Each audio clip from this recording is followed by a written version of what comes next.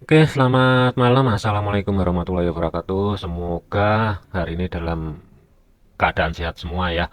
Kita update dulu dari outlook yang kemarin ya, bahasin dari indeks dolar tanggal 24 April untuk pergerakan atau planning satu hari ke depan ya, 24 April sampai dengan 25 April malam.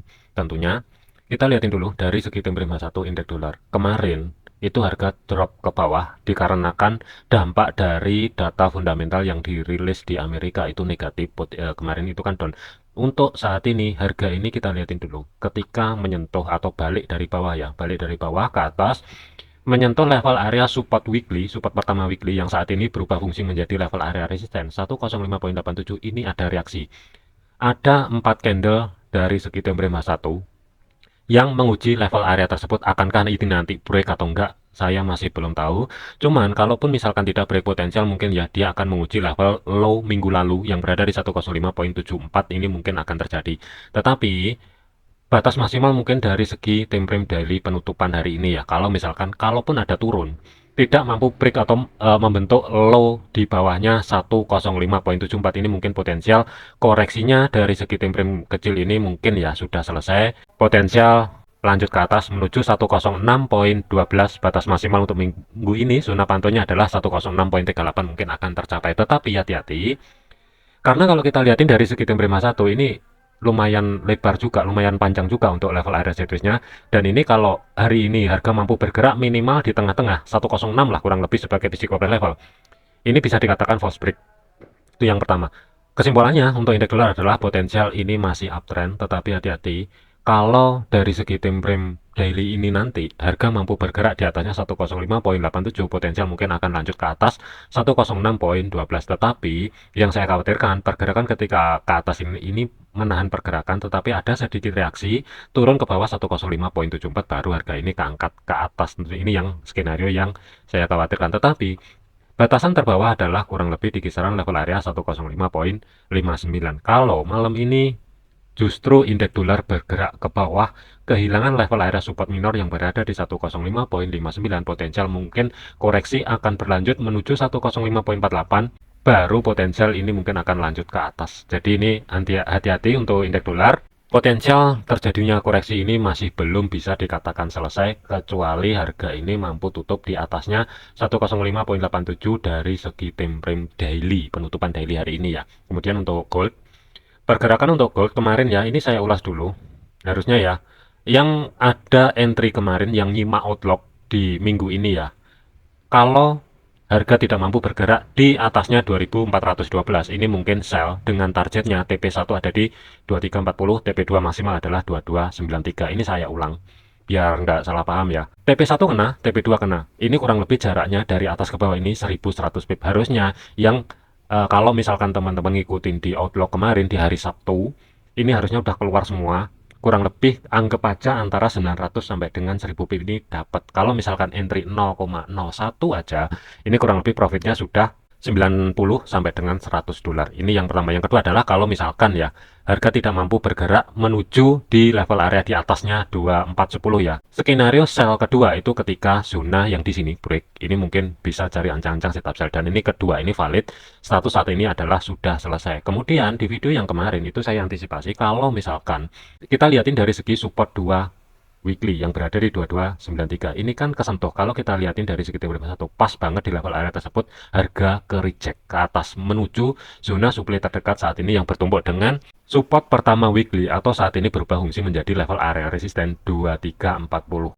Kemarin itu kalaupun mau re-entry sell, saya sarankan sedekat mungkin level area ketika harga ke atas ini masuk ke zona supply, cari konfirmasi pembalikan arah, baru masuk ke market, dan ini statusnya ini sudah on track. Tetapi jangan jauh-jauh untuk ngejar targetnya. Saran saya adalah 2295 kurang lebih di kisaran level area tersebut. Kalau malam ini tercapai, majukan stop loss, keluar sebagian posisi, baru kalau mau pindah untuk TP-nya di 2246 ini nggak masalah. Tapi untuk saat ini masih belum bisa. Kita lihatin dulu proyeksi malam ini akankah tercapai atau enggak. Kesimpulannya untuk gold, Planning outlook itu sudah selesai lebih cepat, itu yang pertama. Yang kedua adalah ketika harga koreksi ke atas, re-entry sell saat ini statusnya adalah sudah on track ya. Kurang lebih bergerak dari atas sampai harga sekarang ini kurang lebih ya sekitar 100 pip. Ini lumayan lah kalau untuk day trade, ini udah cukup. Tetapi kalau masih ngincerin support saat ini yang berada di 2293, tentunya sih nggak masalah dengan resikonya. Hati-hati 200 pip untuk resikonya, waspada ya. Jadi kesimpulannya untuk gold penerusan cari ancang-ancang setup sell dengan targetnya kalaupun ada re-entry kurang lebih 2295 sebagai TP1, 2246 ini sebagai TP2 maksimal untuk minggu ini. Pergerakan overnya di bawah support 3 dan support 4 itu 22, 23 dan 2246, hati-hati. Kemudian untuk GBP USD, pergerakan untuk GBP USD ini statusnya sudah masuk level area setup sell, tetapi kita lihatin dulu dari pergerakan untuk kemarin malam ya, harga tertinggi itu tidak mampu bergerak di atasnya support resisten pertama weekly yang berada di 1.2475. Zona tengah atau pivot itu 1.24300. Kita lihatin dulu dari segi time frame 1. Ketika harga turun dan jebol level area pivot weekly, ini ada reaksi. Jadi hati-hati, kalaupun dari segi time frame di bawah H1, kalau sedikit keangkat ke atas, selama pergerakan harga ini tidak mampu lewat di atasnya 1.2458, ini mungkin oke kalau mau cari ancang-ancang setup sell. Tetapi hati-hati, dari segi stop loss amannya itu taruh di atasnya resisten pertama yang berada di 1.2475. Kalau misalkan digambar ya, ingat jadikan video ini sebagai referensi, jangan dijadikan sebagai patokan ya. Segala keputusan risiko ditanggung masing-masing. Untuk stop loss itu kurang lebih jaraknya itu amannya sih sekitar 40 pip di atas, tetapi dari segi targetnya ini ada dua level area untuk target. Yang pertama adalah support pertama weekly 1.2384, itu ruang gerak sekitar 70 pip. TP2 itu 1.2315, ruang gerak sekitar 136 pip. Ini kalau misalkan GBP USD dari segi di bawah tim 51, harga ini mau sedikit koreksi ke atas atau keangkat ke atas, ini mungkin oke kalau mau dijadikan ancang-ancang cari setup sell. Tetapi kalau misalkan harga ini tidak mampu bergerak ke atas mendekati level area 1.2458, amannya sih tunggu harga ini bergerak di bawahnya pivot weekly yang berada di 1.24300, ini mungkin oke. Tetapi hati-hati, dari jarak resiko atau stop loss ini tentunya akan lebih lebar, kurang lebih sekitar 70 pip. Dengan risk to rewardnya itu kalau kita nargetin yang berada di support pertama, tentunya resikonya ini nggak imbang untuk targetnya ya. Untuk TP-nya berarti TP1 kurang lebih ruang gerak sekitar 63 pip, hampir 1:1. Ini mungkin oke sebagai batasan low minggu lalu yang berada di 2361. Kemudian TP2-nya sama kurang lebih di 1.2315. Kesimpulannya untuk GBP USD, persiapan masuk ke market ancang-ancang cari set upsell, tentunya ini untuk planning saya pribadi ya. Kalau untuk teman-teman mau ngikutin, hati-hati, silahkan risiko ditanggung sendiri. Pastikan stop loss itu terpasang, jangan sampai entry posisi masuk ke market tanpa adanya stop loss, hati-hati. Euro USD, pergerakan untuk Euro USD, zona supply ini sudah break, jadi ini kita hapus dulu ya. Dua level area yang kemarin itu ya, yang pertama ini kan sudah break, berarti zona pantaunya itu berada di atasnya. Support resisten kedua weekly yang berada di 1.07, 200 pembulatan. Pergerakan untuk saat ini itu harga bergerak di bawahnya level area 1.0695 ya. Kita lihatin dulu di atas. Harga ini kemarin tidak mampu bergerak di atasnya resisten kedua weekly. Akankah akan dicapai malam ini atau tidak? Ini masih belum valid, masih belum jelas. Tetapi kalau memang harga ini tidak mampu bergerak ke atas, perhatikan level area zona yang di blok biru.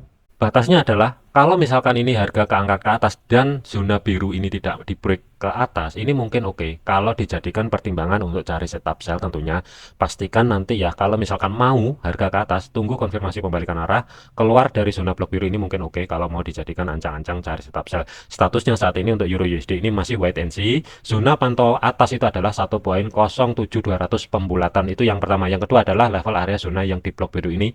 Planningnya masih tetap ancang-ancang cari setup sell dengan targetnya 1.0645 ini sebagai TP1, TP2 itu kurang lebih di 1.0615 ya kurang lebih. Jadi kesimpulannya masih tetap persiapan cari setup sell. Selanjutnya adalah AUD USD, kita lihatin dulu dari segi time frame 4 ya.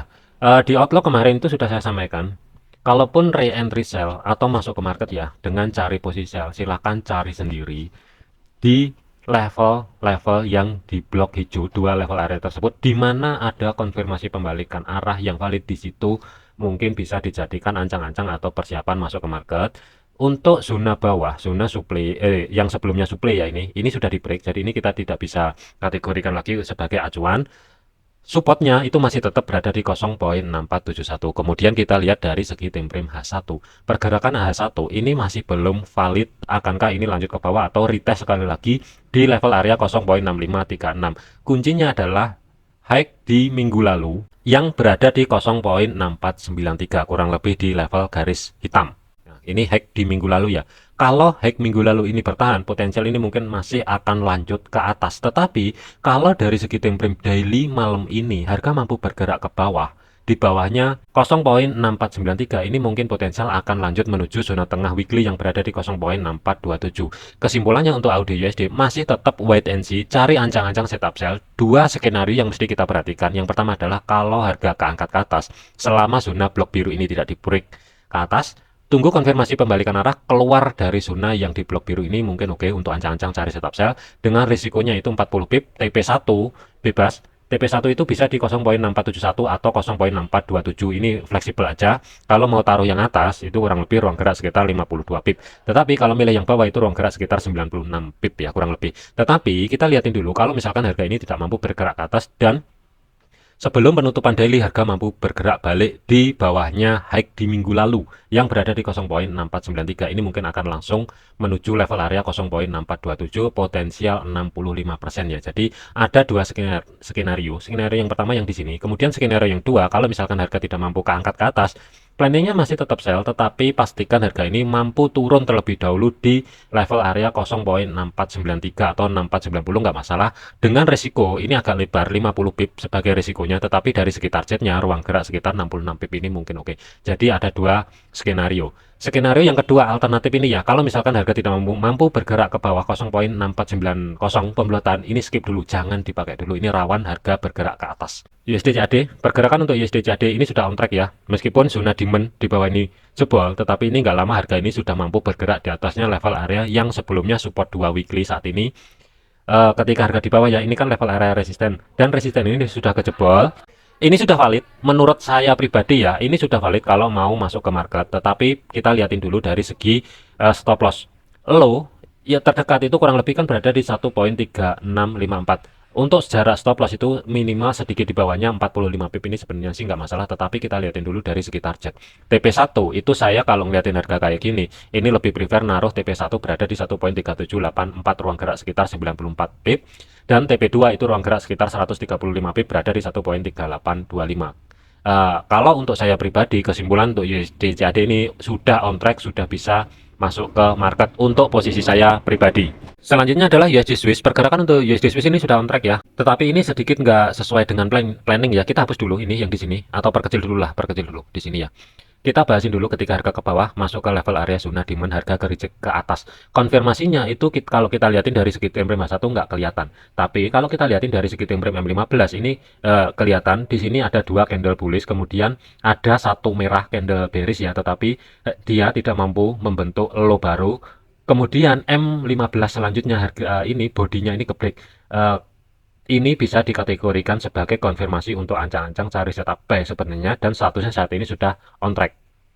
Kalau kita lihatin ataupun balik lagi dari segi time frame H1, kalau misalkan ada entry kurang lebih di kisaran 0,900, minimal untuk stop loss ya, kurang lebih itu berada di level area amannya tetap di bawahnya zona demand, ruang gerak sekitar 35 pip, ini yang pertama. Yang kedua adalah TP1 itu sayangnya sudah kena yang berada di 0,9152, harusnya 50 pip ya, ini kurang lebih harusnya ini keluar sebagian posisi, majukan stop loss.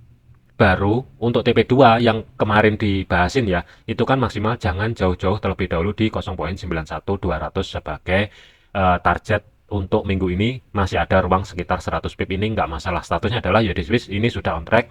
Kalaupun belum punya posisi, saran saya adalah ini sudah telat, mending tungguin dulu selama harga ini nanti tidak mampu bergerak di bawahnya 0,9137, cari sedekat mungkin di atasnya level area tersebut baru masuk ke market. Tetapi sebagai batasan untuk stop loss itu minimal di 0,9115 kurang lebih ya. Itu mungkin oke, tetapi saya kurang rekomendasi karena untuk saat ini kalau kita lihatin dari outlook weekly-nya ini sudah on track statusnya. Kemudian terakhir adalah USD Yen. Pergerakan untuk USD JPY apapun yang terjadi di market untuk minggu ini, saya lebih prefer ini diem dulu, saya lebih memilih netral dulu, karena hari Kamis ataupun hari Jumat ini rawan bahaya. Kalau mendadak Bank Sentral Jepang intervensi atau menaikkan suku bunga dadakan tanpa ada informasi terlebih dahulu atau sebelumnya. Meskipun harga ini kuat ke atas, yang saya takutkan ketika nanti rilis suku bunga dan pernyataannya itu keluar, ini bisa jadi langsung drop ke bawah kalau misalkan terjadi intervensi atau kenaikan suku bunga baru dari bawah di sini antara 152,35 sampai dengan 151, baru dia akan naik pelan-pelan menuju 156. Ini yang saya khawatirkan. Yang kedua adalah kalau kita lihatin dari segi teknikal, resisten pertama weekly itu kan berada di 154,48, resisten kedua itu 155,400, resisten 3 dan 4 itu 156, 300 dan 156,76. Nah, kalau kita lihatin ini pergerakan harga ini cepat ke atas, cepat ke bawah ya. Kita lihat dulu dari segi time frame M15. Spike-nya ini yang saya takutkan, ini panjang banget loh, dan ini cepat banget. Ini yang saya khawatirkan. Jadi, saya lebih memilih diem dulu, liatin kondisi market dulu, baru nanti kalaupun harga dengan cepat turun ke bawah itu justru saya lebih seneng, baru nanti saya akan masuk atau pertimbangkan masuk ke market itu ketika dari segi time frame 4 untuk USD Yen itu bergerak ke bawah di 153 atau 152, itu mungkin saya akan berpikir oke, ini mungkin saya akan masuk ke market. Tetapi kalau harga USD JPY ini tidak mampu bergerak di level area tersebut, untuk minggu ini saya lebih memilih netral terlebih dahulu. Kemudian untuk teman-teman yang ada entry kurang lebih ya, yang di sini di bawahnya 154,48 sampai dengan 153,87, kalau ngeliatin dari segi teknikal dan mengabaikan dari segi fundamental, ini saran saya ya, 155,400 sebaiknya keluar dulu sebagian posisi, majukan stop loss, baru kalau mau nargetin 156,300 ini nggak masalah tentunya, tapi saya lebih memilih netral dulu. Oke, mungkin itu aja untuk update malam ini ya. Ingat, jangan overload, jangan overtrade. Kalau target teman-teman sudah tercapai, saran saya adalah mending wait and see. Kalaupun masuk ke market, saran saya gunakan akun Chen untuk menekan resiko. Intinya, jangan terlalu over di market. Takutnya kemarin sudah profit, kita liatin contoh di gold aja udah ribuan. Kalau misalkan itu nanti over trade dan overload, sayang sekali kalau misalkan sampai kena stop loss dan menggerus dari profit yang sudah kita dapat kemarin, itu sangat disayangkan tentunya ya. Jadi hati-hati, gunakan jurnal untuk melatih disiplin. Oke, sekian, terima kasih, sampai jumpa di video selanjutnya.